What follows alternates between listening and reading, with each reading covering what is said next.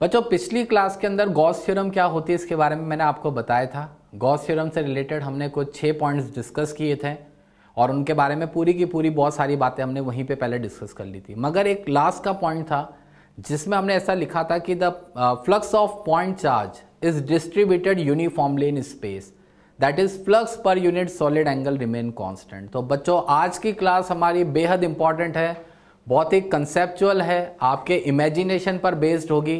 बहुत ध्यान से आपको चीज़ों को समझना है और केवल फ्लक्स के कैलकुलेशन कैसे करते हैं गॉस थ्योरम से, सॉलिड एंगल का अप्रोच क्या है वो मैं आपको यहाँ बताता हूँ। बच्चों आज हमारा सबसे पहले डिस्कशन टॉपिक है सॉलिड एंगल। कुछ चीज़ें अब हम पुरानी बेसिक मैथ की उठा रहे हैं यहाँ पे डिस्कशन में। बच्चों जब आपने पहली बार बेसिक मैथ पढ़ी होगी तो वहाँ पर एंगल का इंट्रोडक्शन होता है। ब्रॉडली स्पीकिंग एंगल हमारे पास दो टाइप के होते हैं, एक होता है प्लेन एंगल और एक होता है सॉलिड एंगल। बच्चों प्लेन एंगल क्या है मैं आपको ऐसे बता देता हूँ। आपने इस तरह से दो इंटरसेक्टिंग लाइंस बनाई होंगी, फिर हम जैसे आपको पहले तो 9th-10th की ज्योमेट्री याद दिलाता हूँ।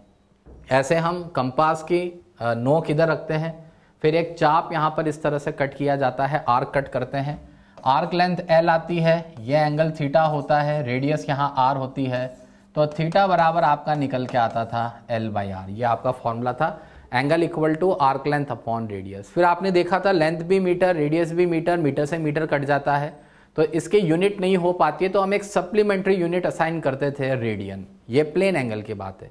बच्चों प्लेन एंगल इसलिए कह रहा हूं क्योंकि ये किसी प्लेन में दो लाइंस के बीच का एंगल बताता है, पर जब हम स्पेस में 3D क्वांटिटी से डील करते हैं तो हमें एक स्पेशल एंगल की जरूरत पड़ती है और वो एंगल क्या कहलाता है बच्चों? Solid angle. Solid angle generally 3D objects के लिए ही इस्तेमाल होता है। क्या होता है सॉलिड एंगल? पहले मैं आपको उसका एक एग्जाम्पल यहाँ दिखाता हूँ। बच्चों आपने मार्केट से, अभी सीजन भी चल रहा है, तरबूज जरूर खरीदा होगा। जब हम मार्केट में तरबूज लेने जाते हैं तो आप उस तरबूज का क्या सिलेक्शन क्राइटेरिया रखते हैं, मतलब कैसे डिसाइड करते हैं कि तरबूज मेरे लिए सही है? अच्छा क्लास में जब हम पूछते हैं बच्चों से तो बड़े इंटरेस्टिंग से जवाब देते हैं। कोई कहता है सर तरबूज के साइज देखते हैं, कोई कहता है तरबूज को बजा के देखते हैं, इस तरह से जो भी उनके एक्सप्लेनेशंस होते हैं वो मुझे नहीं पता, बट शायद आप में से ज़्यादातर लोग इस बात के लिए एग्री करते होंगे कि हम तरबूज का एक पीस कट करके देखते हैं, वहाँ उससे पीस कट करवाते हैं और उसको देखते हैं और अगर लाल है तो हम उस तरबूज को परचेस कर लेते हैं। तो बच्चों वो जो पीस कट किया जाता है वही कुछ कुछ हद तक आपको सॉलिड एंगल समझने में मदद करेगा। फॉर एग्जाम्पल एक स्पेयर आपको यहाँ पर दिख रहा होगा, अगर उसी तरबूज के पीस की तरह एक पीस यहाँ से कट किया जाए तो सेंटर पर स्पेस में जो ये एंगल बनाता है उसको सॉलिड एंगल कहा जाता है बच्चों, और इस सॉलिड एंगल को सिंबल ओमेगा से इस तरह से रिप्रेजेंट करते हैं। तो स्पेस में ये जो एंगल ओमेगा बनेगा ये कितना होगा? इसका जो सरफेस एरिया है, area divided by radius square. ये फॉर्मूला होता है ओमेगा इक्वल टू A/R²। आपको सॉलिड एंगल में ज्यादा फॉर्मूला नहीं लगाना, मैं बस आपको इसका बेसिक इंट्रोडक्शन दे रहा हूं। ओमेगा बराबर होता है A/R²। बच्चों कभी आपने सुना हो, जैसे स्फीयर का सरफेस एरिया हम सब जानते हैं कितना होता है 4πr²। अगर मैं आपसे पूछूं कैसे आया तो ज्यादातर लोग कहेंगे हमें नहीं पता, हमने तो याद कर लिया था फॉर्मूला। पर आज आप शायद इसका एक्सप्लेनेशन भी देख पाएंगे कि आखिर स्फीयर का जो सरफेस एरिया होता है वो 4πr² कहां से आता है। तो ये उसका एक्सप्लेनेशन मैं आपको बताता हूं बच्चों। अभी ये जो आपको शेडेड पोर्शन यहां दिख रहा है, अगर ये शेडेड पोर्शन बढ़ाते बढ़ाते मैं पूरे स्फीयर का एरिया इंक्लूड कर लूं तो जो सेंटर पर स्पेस में सॉलिड एंगल बनेगा omega, that will be equal to 4π steradian. Complete sphere अपने सेंटर पर जो सॉलिड एंगल सबटेंड करता है दैट इज 4π स्टे रेडियन। और बच्चों यहाँ ओमेगा की जगह 4π रखकर देखिए आपका एरिया 4πr² यहाँ से निकल के आ जाएगा। तो स्पेस में कंप्लीट जो एक एंगल बनता है स्फीयर का दैट इज 4π स्टे रेडियन। अब बच्चों इसी तरह से अगर मैं इस स्फीयर को आधा काट दूं तो आधा स्पेस हमने कट कर दिया है, आधा स्पेस ऊपर का रह गया है। तो इसको आधा कट करने पर जो आपका हेमिस्फीयर होता है उस हेमिस्फीयर का सॉलिड एंगल कितना हो जाता है? 2π स्टे रेडियन के बराबर। आधा स्फीयर कट किया तो सॉलिड एंगल भी आधा रह जाता है 2π स्टे रेडियन। और इसीलिए अगर आप यहाँ 2π रखेंगे तो आपको curved surface area of hemisphere मिल जाएगा जो 2πr² के बराबर होता है। तो ये जस्ट एक थोड़ा सा बेसिक इंट्रोडक्शन देने की कोशिश करी मैंने बच्चों आपको कि एक सॉलिड एंगल नाम की चीज होती है, स्पेस में जो एंगल बनता है उसी के लिए हम सॉलिड एंगल शब्द का इस्तेमाल करते हैं।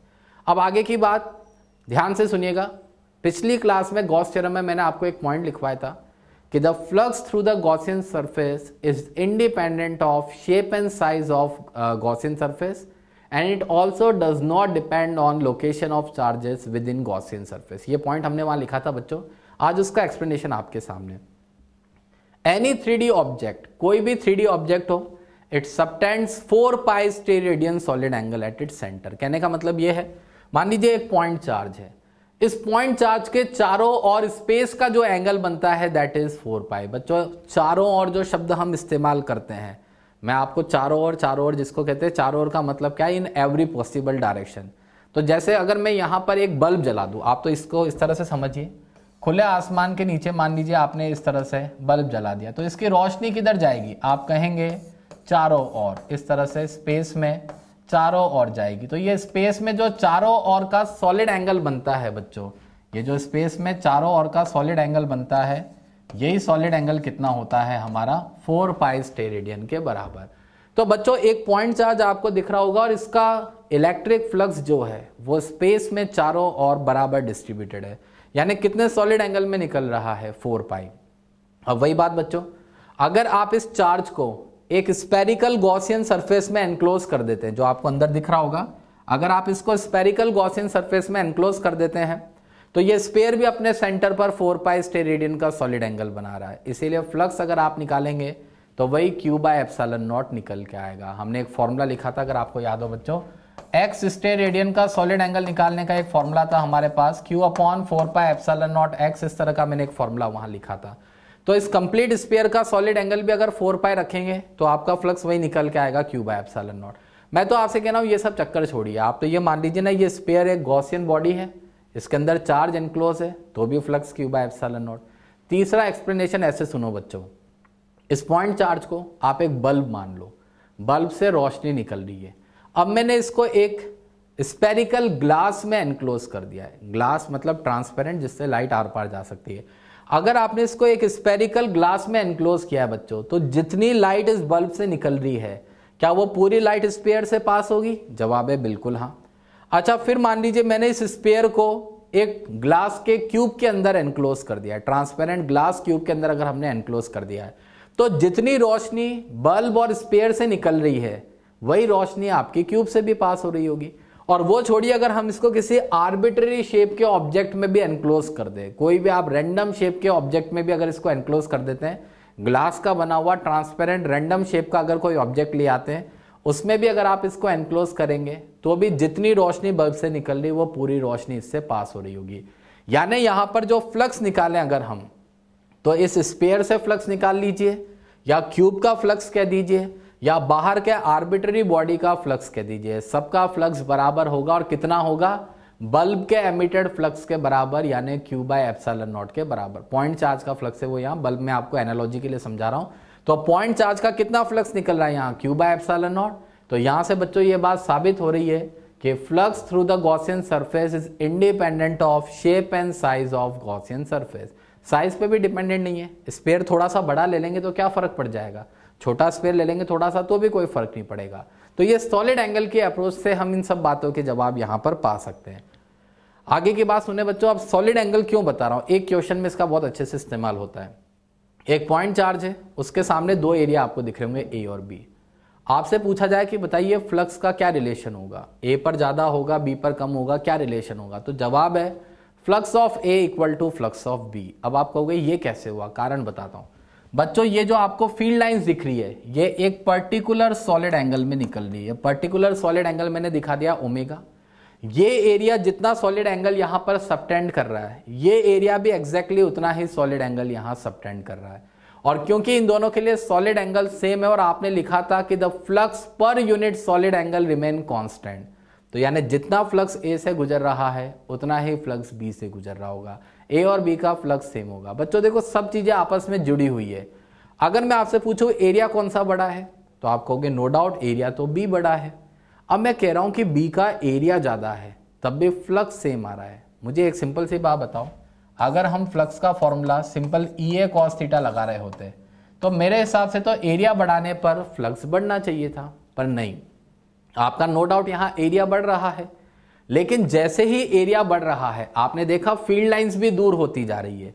और आपको मैंने इलेक्ट्रिक फील्ड लाइंस में यह बात बताई थी कि द लाइन डेंसिटी या कॉम्पैक्टनेस जो फील्ड लाइंस की होती है वो फील्ड की स्ट्रेंथ को रिप्रेजेंट करती है। इसका मतलब यहाँ फील्ड की स्ट्रेंथ ज़्यादा है, यहाँ फील्ड की स्ट्रेंथ कम होगी। तो बच्चों इधर देखना, यहाँ फील्ड ज़्यादा तो एरिया कम था, यहाँ हम पहुंचे तो फील्ड कम है और एरिया ज़्यादा हो गया। मगर इस जगह जाने पर फील्ड ऑटोमेटिकली उतने से कम हो गया है जितने से एरिया बढ़ा, such that product electric field into area remain constant, और इसीलिए ए और बी का फ्लक्स यहाँ बराबर रहेगा। पर मेरे हिसाब से सॉलिड एंगल की अप्रोच ज़्यादा अच्छी है। आप देख पा रहे होंगे सॉलिड एंगल के अप्रोच से हम देख पा रहे हैं कि फ्लक्स जो होगा ए और बी दोनों के लिए सेम होगा। बच्चों सॉलिड एंगल का अभी आपको और समझ में आ जाए इसके लिए मैं एक बहुत ही सिंपल अब एग्जांपल लेता हूँ, बहुत ध्यान से सुन लीजिए इसको। वही बात जो मैंने आपको कही, अगर रात के समय एक खुले आसमान के नीचे आपने एक बल्ब अगर इस तरह से हैंग किया हुआ है ज़मीन से कुछ हाइट पर, उस बल्ब को जब आप लाइट अप करेंगे तो आप ये बताइए उसकी रोशनी किधर जाएगी? वही जवाब होगा चारों ओर। चारों ओर का मतलब स्पेस में हर डायरेक्शन में। ये देखिए इधर इधर इधर इधर हर डायरेक्शन में जाएगी। तो बच्चों ये हर डायरेक्शन के लिए हम सॉलिड एंगल कितना बोलते हैं? 4 पाई। बल्ब की रोशनी कितने सॉलिड एंगल में जा रही है? 4 पाई स्टेरेडियन सॉलिड एंगल में। पर बच्चों अब एक बार सोच के देखिए, आप लोगों ने देखा होगा सीलिंग्स पर लाइट लगी होती है, हमारी छत पर कई बार हम सीलिंग्स लाइट का इस्तेमाल करते हैं। अगर मैंने एक सीलिंग लाइट का एग्जांपल लिया तो सीलिंग लाइट की रोशनी केवल छत से नीचे नीचे आएगी, छत तोड़ के ऊपर तो नहीं जाएगी। तो अब अगर मैं आपसे पूछूं कि बताइए इस सीलिंग लाइट की रोशनी कितने सॉलिड एंगल में जा रही है, तो आपका जवाब क्या होगा? 2 पाई स्टेरेडियन सॉलिड एंगल में। बच्चों सिंपल सी बात है, पूरा स्पेस ये मेरी मुट्ठी में कितना सॉलिड एंगल मैंने बांध लिया है? 4 पाई स्टेरेडियन का सॉलिड एंगल। अगर मैं बात करूं छत से नीचे नीचे कितना सॉलिड एंगल हमें यहां मिल रहा है, अगर छत के रेस्पेक्ट में नीचे नीचे का सॉलिड एंगल देखा जाए तो हम 2 पाई स्टेरेडियन के सॉलिड एंगल में सिचुएटेड है। तो ये बातें आपको समझनी है थोड़ा सा बच्चों। एक खुले आसमान के नीचे लगा हुआ बल्ब 4 पाई स्टेरेडियन में अपनी लाइट बिखेरता है, जबकि सीलिंग लाइट की रोशनी केवल 2 पाई स्टेरेडियन सॉलिड एंगल में निकल के आती है, क्योंकि वो सीलिंग लाइट की रोशनी छत तोड़ के ऊपर नहीं जा सकती है। तो थोड़ा सा सॉलिड एंगल का आइडिया आप क्लियर रखें। ये इसलिए मैं बता रहा हूं बच्चों, आगे अभी आप इस तरह के क्वेश्चन करेंगे जिसके अंदर हम सिमेट्रिक पार्ट को जोड़ जोड़ के फ्लक्स निकालते हैं। भाई जुगाड़ से तो अपना आंसर आ जाएगा, वहां आप समझ भी जाएंगे कि हाँ ऐसे ऐसे करना है, मेथड तो क्लियर हो जाएगा। पर मन में कहीं ना कहीं एक बात आपको ये खलेगी कि हम ऐसा क्यों कर रहे हैं, उसका एक्सप्लेनेशन होगा कहीं ना कहीं सॉलिड एंगल। तो बस अभी आपको ये चीज अपने दिमाग में फिट बिठानी है, चारों ओर 4 पाई स्टेरेडियन का सॉलिड एंगल, उस चारों ओर के स्पेस का आधा पार्ट 2 पाई स्टेरेडियन का सॉलिड एंगल। बल्ब और सीलिंग लाइट का एग्जांपल सबसे बेस्ट है, इससे आपको सॉलिड एंगल अच्छे से समझ में आ जाएगा। अब बच्चों एप्लीकेशन देखो, आपको सॉलिड एंगल का अप्रोच यहां दिखेगा। आपको एक स्पेयर दिख रहा होगा जिसको मैंने बीच में से यहां से कट किया है, मतलब यहां से हमने इसको कट किया है इस तरह से मान लो, और एक पॉइंट चार्ज यहां रखा हुआ है। क्वेश्चन आपसे पूछ रहा है find flux through the bigger part. बच्चों अगर हमें सॉलिड एंगल की अप्रोच पता नहीं होती तो इस क्वेश्चन का जवाब हम कैसे भी नहीं दे सकते थे, पर सॉलिड एंगल की अप्रोच अगर आपको पता है तो उससे आंसर कैसे देना। बच्चों इधर ध्यान से देखिएगा, ये पॉइंट चार्ज कहाँ रखा है आपको दिख रहा है। अब मैं इसका यहाँ फील्ड लाइन पैटर्न थोड़ा सा ड्रॉ कर देता हूँ बच्चों, आपको समझने में आसानी हो जाएगी। इसकी जो फील्ड लाइंस निकलेंगी वो इस तरह से निकलेंगी, ऐसे कुछ इधर और कुछ फील्ड लाइंस ऐसे ये इधर की तरफ। ये मैंने इसका फील्ड लाइन पैटर्न ड्रॉ किया है बच्चों, ध्यान से सुनिएगा इसको। अब ये देखिए आप बच्चों, अगर आप समझ पा रहे हैं तो ये जो मैंने रेड कलर से फील्ड लाइन पैटर्न दिखाया, ये टोटल फ्लक्स है पॉइंट चार्ज का जो 4 पाई स्टेरेडियन सॉलिड एंगल में निकल रहा है। और 4 पाई का सॉलिड एंगल का फ्लक्स कितना निकलता है? Q bye epsilon nought. बच्चों अगर total flux emitted is Q bye epsilon not, तो आप थोड़ा सा दिमाग लगा के देखो, आधा फ्लक्स बिगर पार्ट से गुजर रहा होगा, आधा फ्लक्स स्मॉलर पार्ट से गुजर रहा होगा। क्लियर दिख रहा है बच्चों? आधा इधर आधा इधर। आप तो बल्ब मान लो ना, अगर ठीक बीचों बीच यहाँ पे एक बल्ब लाइट अप हो रहा है तो आधी रोशनी इधर के स्पेयर से निकल रही होगी, आधी रोशनी इधर के स्पेयर से निकल रही होगी। और ऐसी कंडीशन में अगर मैं आपसे बिगर पार्ट का फ्लक्स पूछता हूं तो बिगर ही नहीं स्मॉलर पार्ट का भी फ्लक्स उसके बराबर होगा, टोटल एमिटेड फ्लक्स का आधा होगा, यानी Q बाई 2 एप्सिलॉन नॉट के बराबर हो जाएगा। तो देखा बच्चों आपने, सॉलिड एंगल से इसके अप्रोच करना हमें ज्यादा आसान है। पूरा फ्लक्स कितना निकला? Q बाई एप्सिलॉन नॉट, आधा इधर आधा इधर, तो Q बाई 2 एप्सिलॉन नॉट इधर and Q by 2 epsilon not इधर हो जाएगा। और क्वेश्चन देखते हैं। एक पॉइंट चार्ज आपको दिख रहा होगा, आपसे पूछा जा रहा है what is the flux through the hemisphere. बच्चों इस पॉइंट चार्ज को कई बार हम ऐसी चीजें सॉलिड स्टेट केमिस्ट्री में भी पढ़ते हैं, आप इसको एक बॉल की तरह मान के चले। वो किंडर जॉय की बॉल नहीं आती है, बच्चे जो जिससे खेलते हैं, प्लास्टिक की बॉल की तरह इस पॉइंट चार्ज को मान ले। दरअसल हो ये रहा है कि आधा चार्ज अंदर है और आधा चार्ज इस हेमिस्फीयर के बाहर है। अब बच्चों अगर आपसे हेमिस्फीयर का फ्लक्स पूछा जा रहा है, अगर ये चार्ज बिल्कुल सर्कुलर बेस पर यहाँ लोकेटेड है, तो अब होगा क्या, मैं आपको यहाँ फील्ड लाइन पैटर्न से समझा देता हूँ।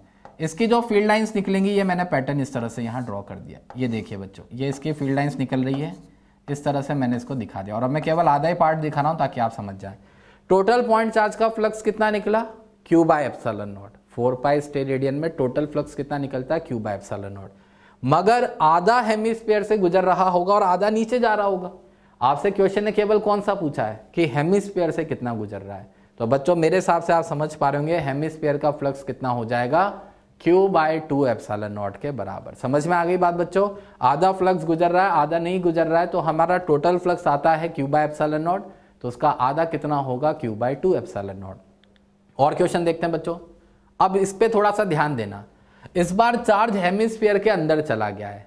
बच्चे जब रट लेते हैं फॉर्मूला तो इसमें भी आंसर टिका के आ जाते हैं Q बाय 2 एप्सिलॉन नॉट। नहीं बच्चों ध्यान से सुनिए, अगर ये पॉइंट चार्ज अंदर चला गया और अब मैं अगर इसका फील्ड लाइन या फ्लक्स पैटर्न यहाँ पे दिखाऊं, तो इसका फ्लक्स पैटर्न कुछ इस तरह से बनेगा। आप देख पा रहे होंगे ये इस तरह से, ये मैंने इसकी फील्ड लाइंस यहाँ पे ड्रॉ कर दी है। अब बच्चों आपको दिख रहा होगा कि अगर मैं हेमिस्फीयर की बात कर रहा हूं तो entire flux generated by point charge जो है that is passing through the hemisphere, और इसीलिए अब हमारा आंसर क्या होगा, हेमिस्फीयर का फ्लक्स कितना निकल के आएगा बच्चों, Q बाय एप्सिलॉन नॉट के बराबर। बच्चों क्योंकि पूरा फ्लक्स निकल रहा है 4 पाई स्टेरेडियन सॉलिड एंगल का, तो इस हेमिस्फीयर का फ्लक्स इस बार हम कितना लिखेंगे, Q बाय एप्सिलॉन नॉट के बराबर। बच्चों इसको आप गॉस थ्योरम से भी तो कर सकते थे। अगर मैं इस हेमिस्फीयर को एक गॉसियन बॉडी मान लूं, तो गॉस थ्योरम से फ्लक्स बराबर होता है enclose charge by epsilon not. और क्योंकि इस बार पूरा का पूरा चार्ज अंदर आ गया है, किंडर जॉय की पूरी बॉल अंदर आ गई है, यानी एंटायर चार्ज इज एनक्लोज्ड, इसीलिए फ्लक्स क्या आ गया, Q बाय एप्सिलॉन नॉट। जो आपने पिछला क्वेश्चन देखा था उसमें किंडर जॉय की आधी बॉल बाहर थी आधी बॉल अंदर थी इस तरह से, तो इसीलिए हमें फ्लक्स आधा मिला था Q बाय 2 एप्सिलॉन नॉट। तो बच्चों इमेजिनेशन यहाँ पर बहुत जरूरी है। और क्वेश्चन देखिए, फिर से कोन का एग्जाम्पल ले लेते हैं। बच्चों कोन में वही आधा चार्ज अंदर है आधा बाहर है, ये आपको समझना पड़ेगा, इस तरह की स्थिति है। अब मैं आपसे फ्लक्स पूछूं तो फ्लक्स क्या होगा इसका, मैं फील्ड लाइन पैटर्न यहाँ पे ड्रॉ कर देता हूँ। ये देखिए आधा चार्ज अंदर है, इसका अगर हम फील्ड लाइन पैटर्न यहाँ दिखाएंगे तो ये होगा कुछ इस तरह से। ये देख लीजिए इसका फील्ड लाइन पैटर्न मैंने ड्रॉ कर दिया है यहाँ पर, ये इस तरह से इसका फील्ड लाइन पैटर्न। बच्चों टोटल फ्लक्स कितना जनरेट हो रहा है, वही Q बाय एप्सिलॉन नॉट। आधा कौन से गुजर रहा है, आधा कौन से नहीं गुजर रहा है, तो हमारा फ्लक्स कितना आएगा यहाँ, सेम वही Q बाय 2 एप्सिलॉन नॉट। ये देख लीजिए बच्चों फ्लक्स हमारा क्या निकल के आ गया, Q बाय 2 एप्सिलॉन नॉट। अब मैं आपको बताता हूँ मैं सॉलिड एंगल की अप्रोच आपको क्यों बता रहा हूँ। बच्चों कई बार जब हम ये क्वेश्चन करते हैं, देखिए हर जना अपने अपनी तरीके से इसको समझाता है, मैं आपको एक और अप्रोच बताता हूँ। एक अप्रोच क्या होती है, सपोज मान लीजिए ये हेमिस्फीयर है, ये इस तरह से, और ये इसके बॉटम पे यहाँ पर एक चार्ज इस तरह से रखा हुआ है। इसको ऐसे समझाया जाता है कि आप एक काम करिए, इसका सिमेट्रिकल काउंटर पार्ट नीचे जोड़ दीजिए। सिमेट्रिकल काउंटर पार्ट जोड़ने का मतलब ये है कि जो हेमिस्फीयर आपका आधा है उसको इस तरह से पूरे हेमिस्फीयर को स्फीयर में कन्वर्ट कर लीजिए। 2 हेमिस्फीयर मैंने जोड़ दिया है। अब बच्चों आपका जो चार्ज है वो सेंटर ऑफ बिगर स्फीयर पर आ चुका है। इस पूरे बिगर स्फीयर को हम क्या मान के चलेंगे, गॉसियन बॉडी। इस गॉसियन बॉडी से कितना फ्लक्स निकलेगा, फ्लक्स निकलेगा Q बाय एप्सिलॉन नॉट। फिर ऐसे समझाया जाता है कि अच्छा आप देखो इस पूरे स्फीयर से फ्लक्स निकला Q बाय एप्सिलॉन नॉट, आधा हेमिस्फीयर उधर आधा हेमिस्फीयर इधर, तो इस वाले का फ्लक्स कितना हो गया, Q बाय 2 एप्सिलॉन नॉट। और इधर वाले का हमसे पूछा नहीं है, पूछता तो हम ये भी कह देते कि ये भी कितना होगा, Q बाय 2 एप्सिलॉन नॉट। तो ऐसे आप सिमेट्रिकल काउंटर पार्ट जोड़ के काम कर सकते हैं। पर बच्चों, और ये सुनने में बड़ा अच्छा लगता है, मगर इसका टेक्निकल कारण क्या है, कहीं ना कहीं सॉलिड एंगल। मैं आपको ये बात इसलिए बता रहा हूँ, मान लीजिए ये कोन है, अब मैं अगर आपको इस अप्रोच से करवाता तो आप नीचे एक और कोन जोड़ देते इस तरह से। आप क्या करते, नीचे इसके साथ में जैसे ये एक कोन है, फिर आप एक सिमेट्रिकल काउंटर पार्ट में एक कोन और जोड़ देते हैं। पॉइंट चार्ज आपका यहाँ रखा हुआ है, फिर मैं वही बात कहता, टोटल फ्लक्स कितना निकला, Q बाय एप्सिलॉन नॉट। ऊपर के कोन से कितना गया, Q बाय 2 एप्सिलॉन नॉट। नीचे के कोन से Q बाय 2 एप्सिलॉन नॉट। पर आप मुझे इतनी सी बात बताओ कि अगर मैं इसके नीचे एक हेमिस्फीयर ही लाके जोड़ दूं तो क्या मेरा आंसर पे कोई फर्क पड़ जाएगा क्या? जवाब है नहीं। फ्लक्स तो ऑब्वियस ही बात है, आधा ऊपर से निकल रहा है और आधा अभी नीचे से निकल रहा होगा, तो फ्लक्स अभी भी क्या निकल के आएगा, Q/2 एप्सिलॉन नॉट। तो आप सिमेट्रिकल काउंटर पार्ट जोड़ ले भले, मुझे उससे कोई तकलीफ नहीं है, पर ये जो जोड़ घटाने वाला हम प्रोसेस करते हैं उसके पीछे कहीं ना कहीं सॉलिड एंगल की अप्रोच होती है। हमारा टारगेट ये होता है कि जो हमारा चार्ज है हम उसको सेंटर ऑफ बिगर ज्योमेट्री पर लेकर आ जाएं और फिर वहां पर लाने के बाद जिस प्रोपोर्शन में सॉलिड एंगल बढ़ता है उसी प्रोपोर्शन में फ्लक्स बढ़ जाता है, क्योंकि हमने गॉस थ्योरम में ये बात पढ़ी थी कि the flux per unit solid angle remain constant. तो बच्चों मैंने इससे आपको सॉलिड एंगल का एक इनसाइट देने की कोशिश करी, थोड़ा सा आइडिया आपको यहां पर मैंने इससे दे दिया है। अब आगे की बात, खतरनाक टॉपिक, बहुत खतरनाक, ध्यान से सुनिएगा, बहुत इस पर बेस्ड क्वेश्चन बनते हैं फ्लक्स के। Cube problem. क्यूब प्रॉब्लम क्या है, हम क्यूब में अलग अलग पोजीशंस पे चार्ज को रखते हैं और उसके बाद फ्लक्स क्या होता है उसके बारे में बात की जाती है। सबसे पहला केस हम यहां डिस्कस कर रहे हैं बच्चों, body centred charge. Body centred charge का मतलब यह है कि क्यूब के ठीक सेंटर पर अगर आपका चार्ज सिचुएटेड होगा तो फ्लक्स के बारे में क्या हम बात कर सकते हैं।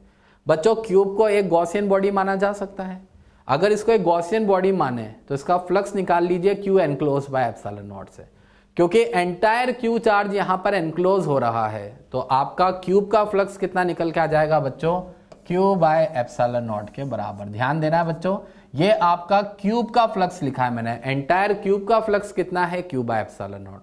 अब दूसरी बात ध्यान से सुने बच्चों, जिस समय ये चार्ज सेंटर ऑफ क्यूब पर होता है, जिस समय ये जो चार्ज है सेंटर ऑफ क्यूब पर होता है तो जो सारे फेसेस हैं, 6 फेसेस होते हैं क्यूब के, वो सारे फेसेस सेंटर पर बराबर सॉलिड एंगल सबटेंड कर रहे होते हैं। बराबर सॉलिड एंगल सबटेंड करते हैं, इसीलिए फ्लक्स जो होता है वो उन सभी फेसेस पे बराबर बढ़ जाता है। और इस स्थिति में when charge is at centre of cube, अगर मैं इस समय आपसे पूछूं कि बताइए इस शेडेड फेस से कितना फ्लक्स पास होगा, तो आप इस टोटल फ्लक्स को 6 फेसेस में डिवाइड कर दीजिए, आपका फ्लक्स निकल के आ जाएगा Q/6 एप्सिलॉन नॉट के बराबर।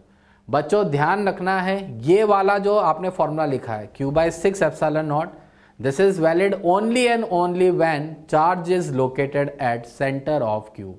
मैं आपसे ये कहना चाह रहा हूं, आप जैसे इस पूरे कमरे को एक क्यूबिकल ग्लास का क्यूब मान लीजिए भले, अगर मैं इसके ठीक बीचों बीच बल्ब को लाइट अप करता हूं और अगर ये सेंटर ऑफ रूम पे मैंने बल्ब को लाइट अप किया है तो सभी फेसेस पर यानी चारों दीवारों पर, छत पर और जो फ्लोर है उस पर रोशनी बराबर मात्रा में जाएगी।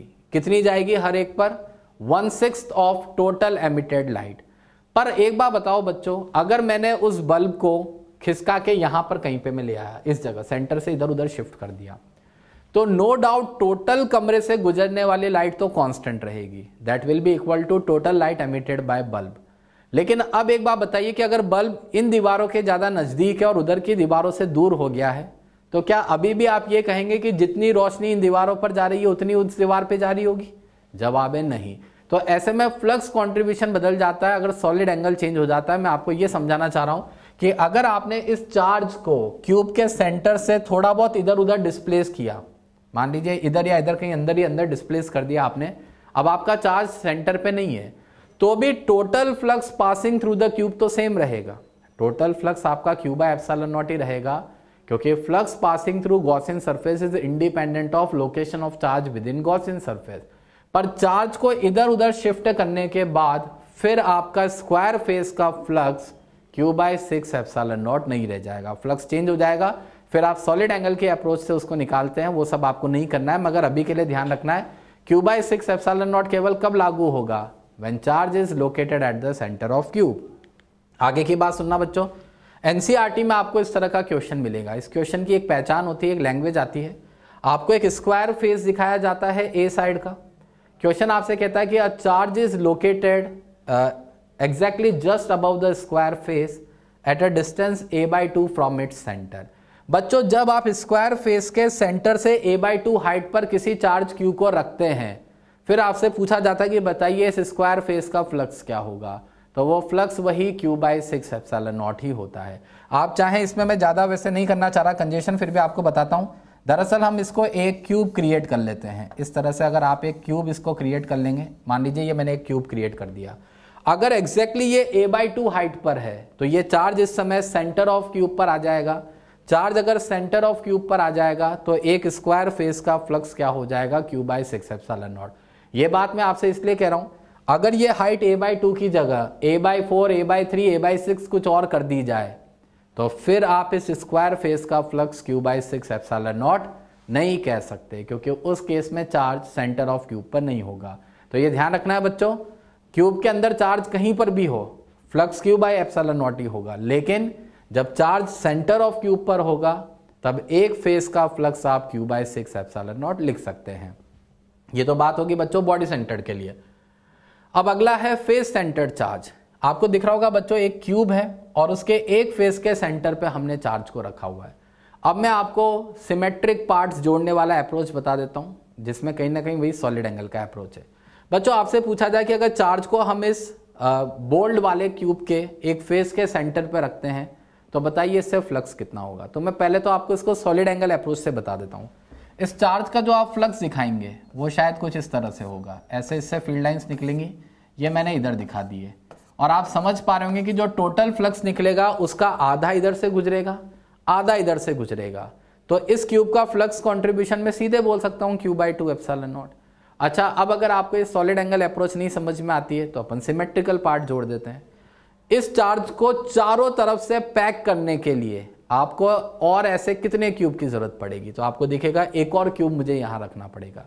ऐसा का ऐसा एक क्यूब अगर मैं यहां लाके रख देता हूं तो अब ये चार्ज चारों तरफ से पैक हो चुका है, हर तरफ से एनक्लोज होना जरूरी है। अब बच्चों वही बात, अब जो आपका चार्ज है वो सेंटर ऑफ बिगर ज्योमेट्री यानी क्यूबॉइड के सेंटर पे आ चुका है ना। क्यूब क्यूब मिलके ये क्यूबॉइड बन गया है, इस क्यूबॉइड के सेंटर पे चार्ज आ गया है। Total flux through the cuboid कितना होगा, गॉस थ्योरम से q enclose by epsilon nought से q/एप्सिलॉन नॉट, और वो टोटल फ्लक्स दो क्यूब में बांट दीजिए बराबर बराबर, तो कितना कितना आया, इसका भी q/2 एप्सिलॉन नॉट, इसका भी q/2 एप्सिलॉन नॉट।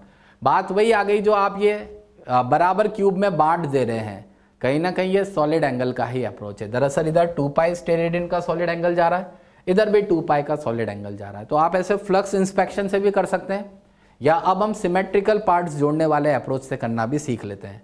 इसी में बच्चों अगला देखिए, एज सेंटर्ड चार्ज, नाम से रिलेट करिए, एक क्यूब की एज के सेंटर पे चार्ज इस तरह से लोकेटेड होगा। अब बच्चों हमें इस क्यूब को, इस चार्ज को बिल्कुल एक बड़ी ज्योमेट्री के सेंटर पे लाना है, तो हमें टोटल कितने क्यूब्स की मदद से इसको एनक्लोज करना है। तो अब इधर देखिए, अगर मैं इस एक के पास में एक और क्यूब रख देता हूं 2, तो भी ये चार्ज पैक नहीं हुआ है, ये ऊपर से खुला हुआ है। ये अगर आपने एक और इसके बगल में क्यूब रख भी दिया है तो भी जो अभी आपका चार्ज है ये आपको दिख रहा होगा, ये ऊपर से खुला हुआ है। अब अगर हम इसके ऊपर एक तीसरा क्यूब यहां लाके रख दें और ऐसा का ऐसा एक चौथा क्यूब यहां लाकर रख दें, तो ये 4 क्यूब का जो स्ट्रक्चर बनेगा, एक बड़ा जो क्यूब बनेगा, इसके अंदर ये आपका चार्ज सेंटर पे बीचों बीच पैक हो चुका है। मतलब अगर आप देखेंगे 4 क्यूब, 1, 2 और 2 इसके ऊपर रखने के बाद आपका चार्ज चारों तरफ से पूरी तरह एनक्लोज हो गया। अब उस बिगर ज्योमेट्री से टोटल फ्लक्स कितना जाएगा, q/एप्सिलॉन नॉट, और 4 क्यूब की ज्योमेट्री में उस फ्लक्स को बराबर बांट दीजिए। तो एक क्यूब के हिस्से में कितना आया बच्चों, q/4 एप्सिलॉन नॉट के बराबर। बड़ी सिंपल सी अप्रोच है, इस तरह से आप इसको कर सकते हैं। जितने नंबर ऑफ क्यूब है उनके अंदर इस फ्लक्स को बराबर बराबर बांट देना है। और देखते हैं बच्चों अप्रोच, इंपॉर्टेंट है, इसको ध्यान से देखिएगा। अगला केस है चार्ज एट वन कॉर्नर। अगर किसी क्यूब के एक कॉर्नर पे चार्ज रखा है तो फिर हमें बताना है उस क्यूब से फ्लक्स कंट्रीब्यूशन क्या होगा। बच्चों आप देख पा रहे होंगे ये हमारा जो सॉलिड लाइन से बना हुआ ये एक्चुअल क्यूब है और इसके एक कॉर्नर पे चार्ज रखा हुआ है। अब दिमाग लगाओ आप खुद, टोटल कितने क्यूब्स की जरूरत पड़ेगी हमें इस पूरे स्ट्रक्चर को पैक करने के लिए। तो एक तो ओरिजिनल वाला खुद, एक इसके बगल में रखा 2, एक उसके पीछे रखिए 3 और एक इधर रखिए 4। ये चारों क्यूब रखने के बाद भी चार्ज ऊपर से खुला हुआ है। इसको चारों तरफ से पैक करने के लिए 4 क्यूब नीचे और वैसे के वैसे 4 क्यूब ऊपर लाके अगर आप रखेंगे, 5वां इसके ऊपर, 6वां इसके ऊपर, 7वां इसके ऊपर, 8वां इसके ऊपर, तो ये 8 क्यूब रखने के बाद अब आपका charge centre of bigger geometry पर आ चुका है। बिगर ज्योमेट्री से टोटल फ्लक्स कितना निकलेगा, q/एप्सिलॉन नॉट। बिगर ज्योमेट्री में टोटल 8 क्यूब है, उन सब में फ्लक्स बराबर बांट दीजिए। तो एक क्यूब के हिस्से में कितना फ्लक्स आ गया बच्चों, Q/8 एप्सिलॉन नॉट के बराबर। बच्चों दरअसल जो आप फ्लक्स बांट रहे हैं कहीं ना कहीं वो सॉलिड एंगल बंटने वाली बात हो रही है। अगर मैं अभी आपसे पूछता कि बताइए इस क्यूब के हिस्से में कितना सॉलिड एंगल आ रहा है, टोटल स्पेस का सॉलिड एंगल कितना बनता है 4 पाई सॉलिड एंगल 8 क्यूब में डिवाइड हो जाएगा। तो एक के हिस्से में कितना आया 4 पाई/8 यानी कि पाई/2।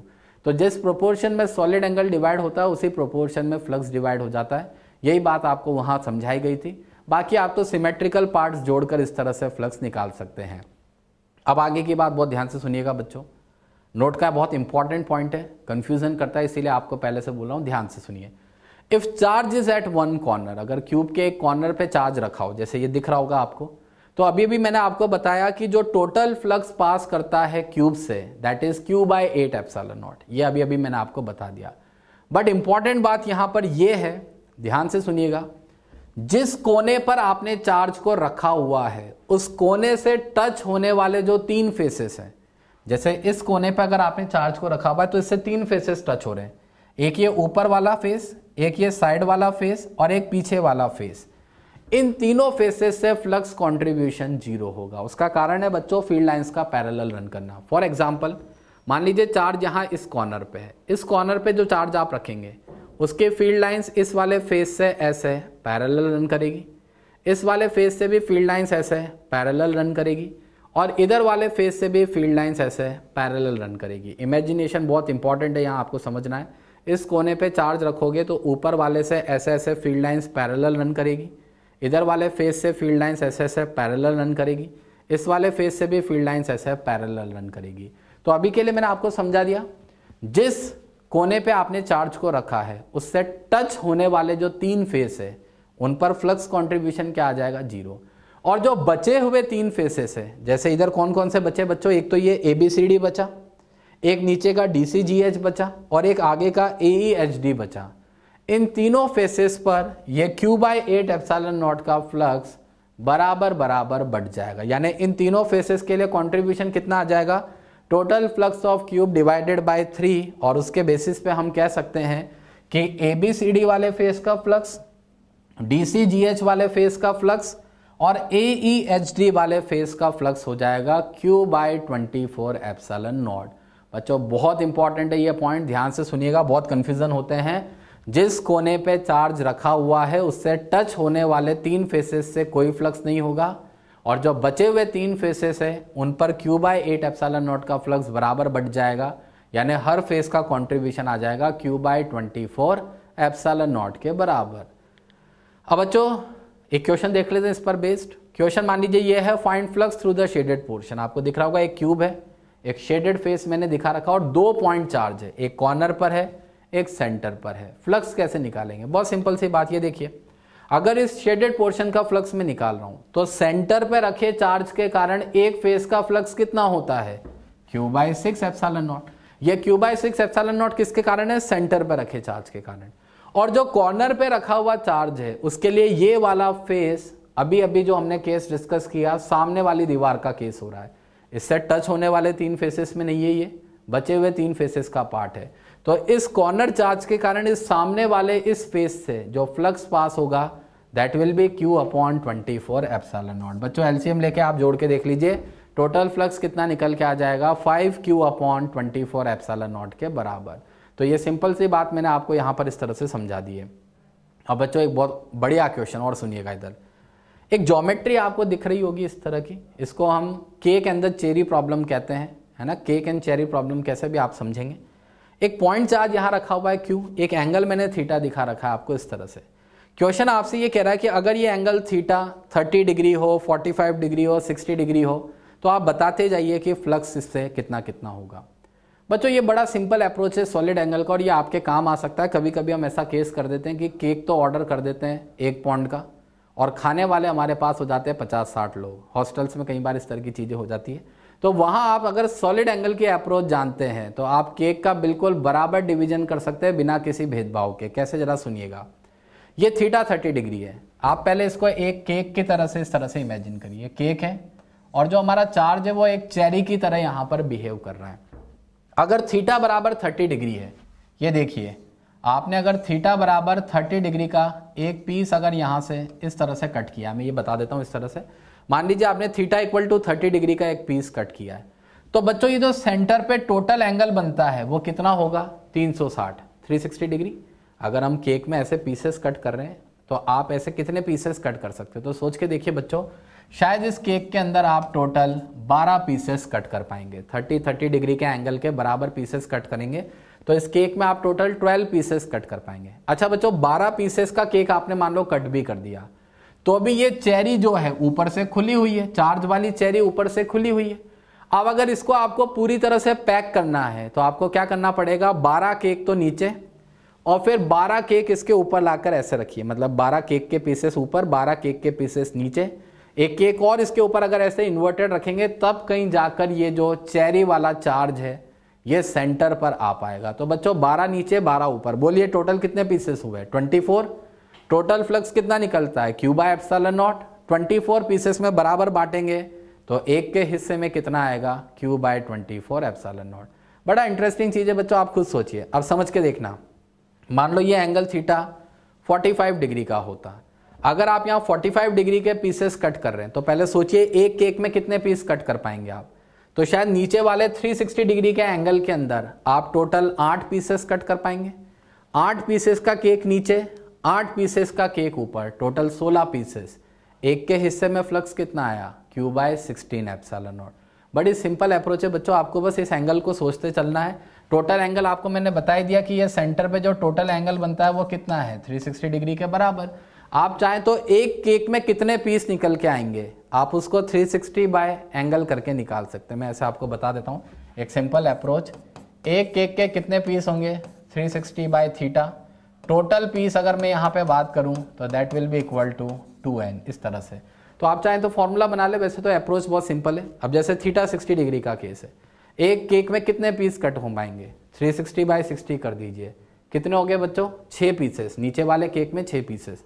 टोटल कितने पीसेस करने पड़ेंगे, 6 पीस नीचे 6 पीस ऊपर, टोटल कितने हो गए बच्चों, 12 पीसेस। तो एक के हिस्से का फ्लक्स कितना आ गया, Q बाय 12 एप्सिलॉन नॉट। आप अप्रोच इस तरह से भी कर सकते हैं, डायरेक्ट भी कर सकते हैं। और इसके आगे के पार्ट्स यहाँ मैं आपको बता देता हूँ। वही बात, थीटा अगर 72 होगा, 360 बाय 72, नीचे 5 पीसेस कट होंगे, 5 पीसेस ऊपर रखे जाएंगे, टोटल 10 पीसेस होंगे। एक के हिस्से का फ्लक्स हो जाएगा Q by 10 epsilon nought.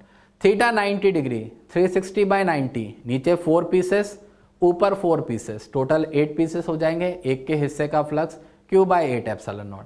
Theta 120 करेंगे, 360 बाय 120, नीचे 3 पीसेस कट होंगे, ऊपर 3 पीसेस रखेंगे, टोटल 6 पीसेस होंगे। फ्लक्स क्या आ जाएगा, Q बाय 6 एप्सिलॉन नॉट। तो बड़ी सिंपल सी अप्रोच है, आप इस तरह से इसका इस्तेमाल कर सकते हैं।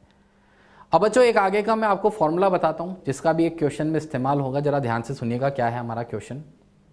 अगर थीटा सेमी एपेक्स एंगल है, आप देख पा रहे कौन है, इसको कौन का एपेक्स कहा जाता है। यहाँ एक पॉइंट चार्ज Q मैंने रखा हुआ है, नीचे सर्कुलर बेस से कितना फ्लक्स पास होगा मान लीजिए ये हमें यहाँ बताना है। तो बच्चों ये जो थीटा आपको दिख रहा है ये सॉलिड एंगल नहीं है, ये सेमी एपेक्स एंगल कहलाता है। अगर थीटा सेमी एपेक्स एंगल है तो ये जो स्पेस में सॉलिड एंगल यहाँ बन रहा होगा, ये सॉलिड एंगल, ये सॉलिड एंगल बराबर होता है 2 पाई 1 माइनस कॉस थीटा। बच्चों आप डेरिवेशन में ना जाएं, अभी ये रिजल्ट याद रख लें बस, कि जो सॉलिड एंगल यहां बनेगा थीटा सेमी एपेक्स एंगल के लिए, that will B 2 pi 1 minus cos theta के बराबर। अच्छा बच्चों, अभी भी थोड़ी देर पहले मैंने आपको बताया था कि फ्लक्स जो होता है per unit solid angle constant रहता है। वहां आपको बताया था 1 स्टेरेडियन का फ्लक्स कितना आया था, Q upon 4 pi epsilon not. x steradian का कैसे निकालेंगे, Q upon 4 pi epsilon not into x. तो अगर मैं आपसे पूछूं कि इस पर्टिकुलर सॉलिड एंगल का कितना फ्लक्स होगा, तो x की जगह ये वैल्यू रख दीजिए। ये वैल्यू अगर आप रखेंगे तो 2 पाई से 4 पाई कैंसिल हो जाएगा और आपका इस शेडेड पोर्शन का फ्लक्स निकल के आ जाएगा Q upon 2 epsilon not 1 minus cos theta. तो बच्चों आप इसको डायरेक्ट रिजल्ट के रूप में भी याद रख सकते हैं। इस शेडेड पोर्शन का फ्लक्स हो जाएगा Q upon 2 epsilon nought bracket 1 minus cos theta, where theta is the semi apex angle. अब बच्चों क्वेश्चन देख लेते हैं फटाफट इस पर बेस्ड। एक क्यूब आपको यहाँ दिख रहा होगा जिसके सभी कॉर्नर्स पे अलग अलग चार्ज रखे हुए हैं, 1 2 3 4 माइक्रोकूलम, 5 6 7 8 माइक्रोकूलम। क्वेश्चन के 2 पार्ट है। पहले पार्ट में आपसे पूछा जा रहा है what is the flux passing through the cube. और सेकंड पार्ट में आपसे पूछा जा रहा है what is the flux through the shaded portion. Flux through the shaded portion में अभी आपको बता दूंगा आगे कौन से पोर्शन का हम निकालेंगे फ्लक्स, या जैसे आप चाहें तो मान लेते हैं इस जगह से इस शेडेड पोर्शन का मान लीजिए हमें फ्लक्स बताना है, ये इसका हम शेडेड पोर्शन का फ्लक्स बताएंगे। पहले फर्स्ट पार्ट को डिस्कस करते हैं बच्चों, फ्लक्स ऑफ क्यूब बताना है। हर एक कॉर्नर पे रखा हुआ जो चार्ज है उसके कारण जो क्यूब उसके साथ में होता है उससे उसका फ्लक्स कंट्रीब्यूशन गुजरता है Q/8 एप्सिलॉन नॉट। तो अगर मैं इसको Q1 कह रहा हूं तो Q1 के कारण इस क्यूब से कितना फ्लक्स गुजरेगा, Q1/8 एप्सिलॉन नॉट। अगर मैं इसको Q2 कह रहा हूं तो Q2 के कारण कितना फ्लक्स गुजरेगा, Q2/8 एप्सिलॉन नॉट। इसके कारण Q3/8 epsilon nought and so on up to Q8/8 epsilon nought. बच्चों 1/8 एप्सिलॉन नॉट बाहर common, Q1 Q2 Q3 up to Q8 जोड़ना है तो 1 + 2 + 3 + 4 अप टू 8 माइक्रो का मैंने 10⁻⁻6 बाहर कॉमन ले लिया है। बच्चों आगे की बात अभी बता देता हूं मैं, 1/ε0 की वैल्यू हम 36 पाई × 10⁹ लिख सकते हैं। इसका एक्सप्लेनेशन मैं अभी अगली स्लाइड में आपको देता हूं, मगर 1/8 यहां पर है, 1/ε0 की जगह 36 पाई × 10⁹। ये फर्स्ट n नेचुरल नंबर्स का सम, आप डायरेक्ट भी जोड़ सकते हैं, नहीं तो आपको फॉर्मूला पता होगा n+1/2। तो 8 नेचुरल नंबर्स का सम क्या होगा, 8 × 9/2 एंड × 10⁻⁻6। बच्चों मैंने यहाँ 1/ε0 को क्यों कन्वर्ट किया है वो बता देता हूँ। कई बार हमें फ्लक्स के ऑप्शन पाई के टर्म में लिखे हुए मिलते हैं। जब भी आपको फ्लक्स के ऑप्शन पाई के टर्म में मिले तो आप समझ जाइएगा कि हमें ये रिप्लेसमेंट करना है। 1/4πε0 कितना होता है, 9 × 10⁹। यहाँ से आप 1/ε0 को क्या लिख सकते हैं, 36 पाई × 10⁹। यही मैंने सब्स्टिट्यूशन किया था बच्चों, यहाँ पर ये देख पा रहे होंगे आप, ये सब्स्टिट्यूशन किया हुआ था और इस सब्स्टिट्यूशन की मदद से हमारा आंसर क्या निकल के आ गया है, 162 पाई × 10⁻³ के बराबर। आप अपने हिसाब से सॉल्व करके देख सकते हैं बच्चों। ये बस ये वैल्यू यहाँ से उठा के रखिए 1/ε0, ये आप काटा पीटी कर लीजिए, 8 से 8 कट जाएगा और बाकी सब कैंसिलेशन कर दीजिए, पावर्स को एडजस्ट करेंगे, ये फ्लक्स निकल के आ जाएगा। अच्छा बच्चों अब सेकेंड पार्ट क्या था, flux through the shaded portion. Flux through the shaded portion निकालने के लिए मैं आपको इधर दिखा देता हूं, ये रहा वो शेडेड पोर्शन। बच्चों इस शेडेड पोर्शन की बात करी जाए तो जो 5, 6, 7 और 8 वाले चार्ज है उनके लिए ये कॉर्नर से टच होने वाला फेस है। मैंने अभी भी आपको बताया था कि कॉर्नर पे रखा हुआ जो चार्ज होता है उससे टच होने वाले फेसेस से उसका फ्लक्स कॉन्ट्रीब्यूशन क्या आता है, 0।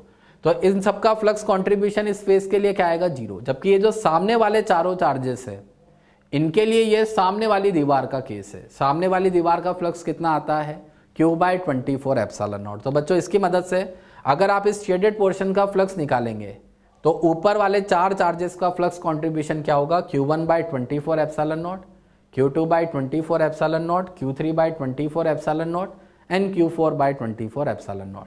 1/24 एप्सिलॉन नॉट बाहर, Q1 की जगह 1, Q2 की जगह 2, Q3 की जगह 3 कूलम एंड Q4 की जगह 4 माइक्रो कूलम आएगा। बच्चों माइक्रो हमने कॉमन बाहर कर दिया है।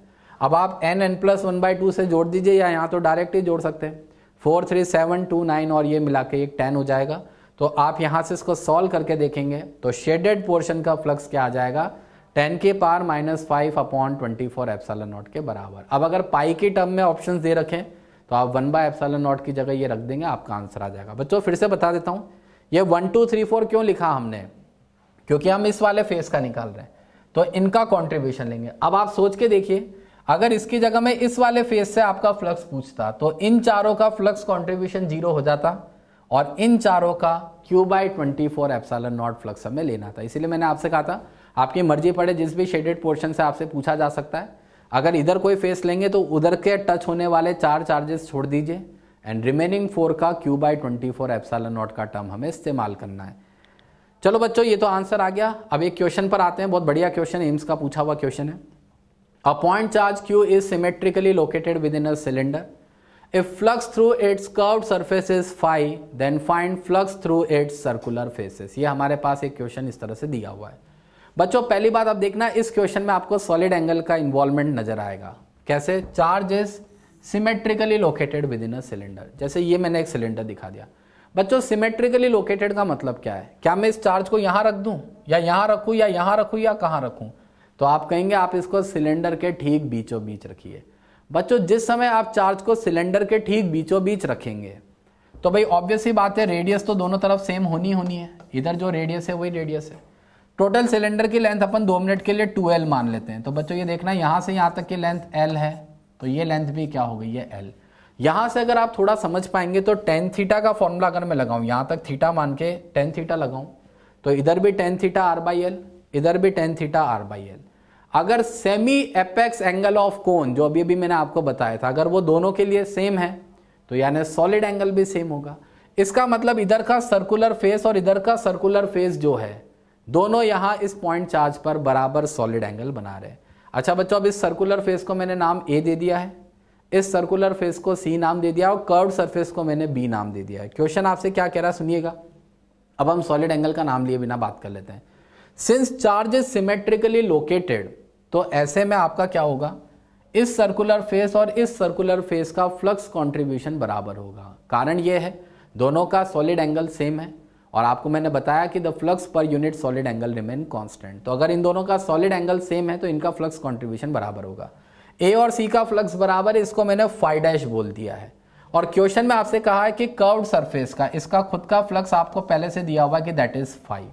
अच्छा बच्चों, ये जो सिलेंडर आपको दिख रहा है ये एक गॉसियन सरफेस है, क्लोज्ड बॉडी है। तो टोटल फ्लक्स ऑफ सिलेंडर अगर मैं लिखूं तो that will be equal to enclose charge upon epsilon nought. पूरा चार्ज क्यू एनक्लोज हो रहा है तो इसको क्यू बाय एप्सिलॉन नॉट लिखेंगे। अब सिलेंडर के फ्लक्स का मतलब क्या है, सिलेंडर के 3 पार्ट, एक तो कर्व्ड सरफेस है पूरा और 2 सर्कुलर फेसेस है।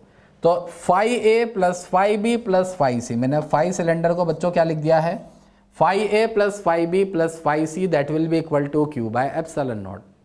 आगे की बात, ए और सी का फ्लक्स बराबर है तो इसको फाई डैश और इसको फाई डैश लिख दिया है, और बी का फ्लक्स आपको क्वेश्चन में फाई के बराबर गिवन है। अब आप इसको सिंप्लीफाई करके देख लीजिए बच्चों, फाई डैश और फाई डैश मिलके 2 फाई डैश हो जाएगा, क्यू बाय एप्सिलॉन नॉट से फाई उधर जाकर माइनस हो जाएगा, एंड फाइनली फाई डैश की वैल्यू आ जाएगी 1/2 under bracket Q by epsilon nought minus phi. यानी हमने आंसर दे दिया है सर्कुलर फेसेस का फ्लक्स क्या होगा। सर्कुलर फेस कौन से, ए और सी, ए और सी का फ्लक्स था फाई डैश, यानी ए और सी का फ्लक्स निकल के आ गया है 1/2 bracket Q by epsilon nought minus phi. बच्चों मुझे बस इतनी सी बात का आप जवाब दे दो कि अगर ये चार्ज यहां लोकेटेड ना होकर थोड़ा सा यहां लोकेटेड होता तो तब भी क्या आपका आंसर ये सेम होता क्या। जवाब है बिल्कुल नहीं होता। क्यों, क्योंकि उस केस में इधर के फेस का सॉलिड एंगल और उधर के फेस का सॉलिड एंगल चेंज हो जाता और फिर हम इस तरह से फाई ए बराबर फाई सी वाली बात नहीं कर सकते थे। तो इस पूरे क्वेश्चन में हमने हिडन मैनर में सॉलिड एंगल का अप्रोच इस्तेमाल किया है, क्योंकि चार्ज सिमेट्रिकली लोकेटेड है इसीलिए सर्कुलर फेसेस का फ्लक्स बराबर होगा।